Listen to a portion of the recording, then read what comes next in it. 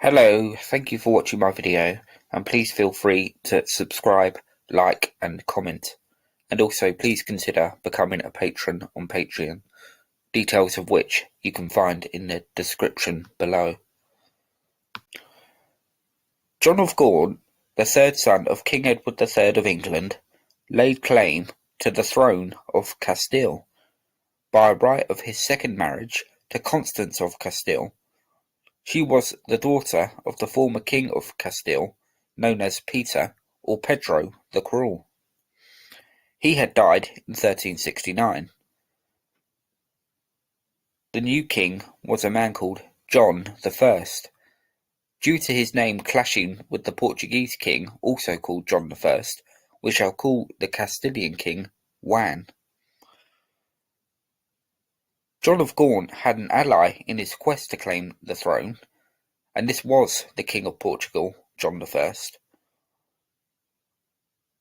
John I would be married to Gaunt's daughter, Philippa, in 1387, and so, by the time Gaunt had launched his expedition in the summer of 1386, he would have been in marriage negotiations with the Portuguese king.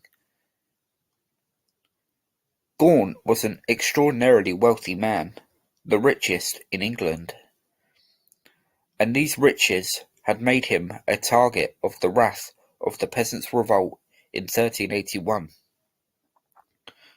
John escaped with his life as he was on campaign in the north of England at the time, but his Savoy palace was destroyed, and his son and heir, Henry Bolingbroke, the future Henry IV, had a very narrow escape indeed.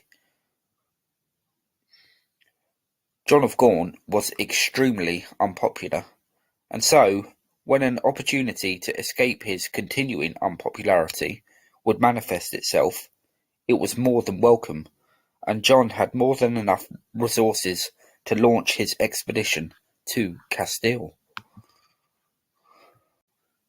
Gaunt and his men landed in Castile in 1386, and they made some initial headway, capturing towns and castles, but it wasn't long before they found themselves being bogged down in something of a quagmire, and their advance slowed to snail's pace. Whilst the English forces were being aided by the Portuguese, the Castilians were being helped by the French.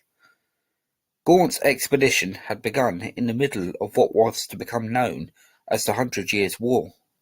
Gaunt's father, Edward III, had led England to some spectacular successes, but in the last decade of his reign, the king's health began to decline, and the French, under King Charles V, began to turn the tide. However, by 1386, both countries had new kings. England was ruled by Richard II, Gaunt's nephew, who became king in 1377, aged 10, and France was now ruled by King Charles VI, who became king in 1380. Later on in his reign, Charles would suffer from mental health problems, and this would continue throughout his reign. And with Richard II showing little inclination to continuing hostilities with France, the 100 Years' War fell into a sort of impasse for several decades, and would not be shaken from it until the emergence of Henry V in the early 15th century. This, however, did not mean the French did not want to put a dent in Gaunt's machinations. The last thing France would have wanted was an already powerful and overmighty English prince becoming a king on the continent, and to boot right next door to them. This would have caused them a tremendous political problem. The fact he was Edward III's son would have also made them extremely wary of these latest developments. As I have just mentioned, the situation was quickly becoming difficult, even to the point of untenable for Gaunt. Somewhat bizarrely, he had decided to bring his wife Constance and daughter Philippa with him on campaign.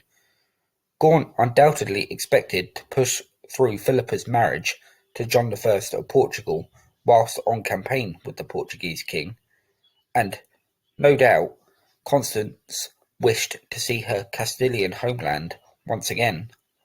But even so, the decision was strange, as the conditions were trying to the extreme, and the two ladies would have struggled. Oppressive summer heat beat down on the English army, and to lower the spirits of Gaunt's men even further, there was a serious shortage of food. Unsurprisingly, this led to discontent and grumblings in the camp, and some fingers pointed rather unfairly at Philippa and Constance for holding the advance up even further. Eventually, Gaunt and his forces advanced to Medina del Campo, where the incumbent Castilian king, Juan, was residing. But the situation for Gaunt didn't particularly improve as they reached the Del Campo region. The French had laid waste to the surrounding areas, so hopes of finding sufficient food and provisions were almost completely dashed.